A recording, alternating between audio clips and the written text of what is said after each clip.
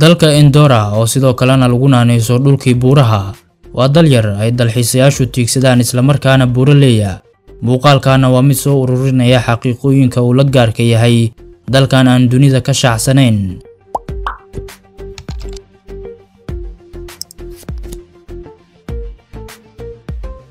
Andorra ama Principality of Andorra waa dal xiran oo aan bad lahayn isla markaana dhaca koonfurta galbeed ee qaaradda Yurub. Dalkan waa mid buuraleeya wuxuuna si gaar ah u sii dhacaa bariga buuraha Pyrenees ee dhaca inta u dhaxaysa Faransiiska iyo Spain. Sidoo kalena buurahan waa xadka dabiiciga ah ee labadaasi dal kala qaybiya. Dalka Andorra waa dal yar oo xad la leh Faransiiska iyo Spain, bid ahaanna waa dalka lixaad ee ugu yar guud ahaan qaaradda Yurub. Waa dalka kooban ilaa 7 gobol waxaana caasimad u ah magaalada Andorra la Vella, waana caasimadda ugu jooga sareysa guud ahaan caasimadaha Yurub, waxayna levelka biyaha badda ka sareysaa ilaa 1023 mitir. boqolkiiba 92 oo dhulka dalkan ah waa kaymo, waxayna dadka degan yihiin boqolkiiba 8 oo kaliya. Tirakoobkii u dambeeyayna wuxuu sheegayaa in dadka dalkan ay gaarayaan ilaa 85,000 oo ruux. boqolkiiba 48 oo dadka dalkan ah asal ahaantooda waa Catalans. Sidoo kalena waxaa dalkan ku nool bulshooyinka ku badan hareeraha dalka Andorra sida Isbaanishka oo boqolkiiba 25 ah, Portugiiska oo boqolkiiba 12 ah, iyo dadka Faransiiska oo boqolkiiba 4 ah.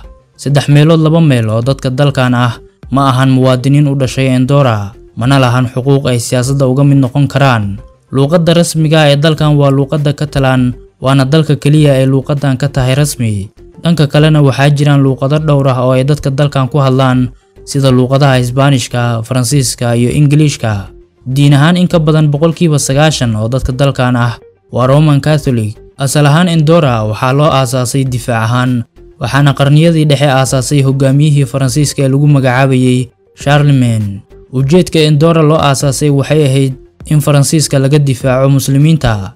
Dhulka buuraleyda ah ee Andorrana uu noqdo halka uu yaalo difaaca Faransiiska.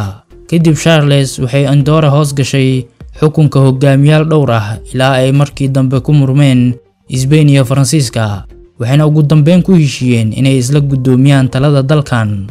Sidaasina waxay Andorra ku noqotay dalka kaliya ee leh 2 amiir ama co-prince. Haatana waxaa co-prince-ga Andorra ah Emmanuel Macron oo dhanka Faransiiska ka socda iyo John Enrique oo dhanka Spain ka socda. Dalka Andorra waa baarlamaani dimuqraadi ah wuxuuna leeyahay madaxa xukuumadda ama ra'iisul wasaare, waxaana haatan ah ra'iisul wasaaraha dalkan Javier Esposa Mora. Xitaa midabada calanka dalkan waxaa ku lug leh Spain iyo Faransiiska, wuxuuna sidoo kale calanka dalkan shabahaa calamada dalalka Chad, Romania iyo Moldova. Dalka Andorra waa dal yar oo la moodo cunug ay dhaleen Faransiiska iyo Spain, waxaana xataa difaaca dalkan ka mas'uul ah Faransiiska iyo Spain. oo wuxuu dalka Andorra ka mid yahay dalalka aan lahayn ciidamada militariga, wuxuuna dalka Andorra leeyahay ciidamo boolis oo kaliya oo tiradoodu gaarayso 240 askari, bal suuraysa 240 askari oo u adeegayaan 85,000 oo ruux. Dabcan waa dal nabdoon oo aan muddo ka badan 1,000 sano aan gelin wax dagaal ah, waxayna tani ka dhigan tahay inuusan xitaa ka qayb noqon dagaaladii waaweynaa ee dunida. Intii uu socday dagaalkii koowaad ee dunida, waxay Andorra shaacisay dagaal ka dhan ah Jarmalka, balse qofna ma aysan u dirin dagaalka. maadaama aysan ka qayb qaadan dagaalka, waxay iska hilmaamtay heshiiskii Versailles ee u dhaxeeyay dawladihii xulafada iyo Axis Powerska oo Jarmalka hogaaminayay. Andorra heshiiskan waa iska ilowday, mana u cadeynin Jarmalka in dhexdoodu nabad taalo ilaa laga gaaray sanadkii 1957. dalkan ma lahan garoon diyaaradeed. waa sax, Andorra waa dal dhaca Yurub oo aan lahayn wax garoon diyaaradeed ah. Dadka u safra dalkan waxay ku degaan garoon diyaaradeed oo dhaca Faransiiska ama Spain. Inta badanna dadka doorta inay dhanka Faransiiska ka galaan waxay ku degaan magaalada Toulouse ee dalka Faransiiska. Sidoo kalena dadka dhanka Spain ka galana waxay ku degaan magaalada Barcelona. Waxayna ku qaadataa inay Andorra gaaraan muddo 2 ilaa 3 saac ah ayagoo gaari ku safraya. Sidoo kalena dalkan ma lahan adeeg tareen, sidaas oo ay tahayna 80% dhaqaalaha dalkan wuxuu ku tiirsan yahay dhanka dalxiiska.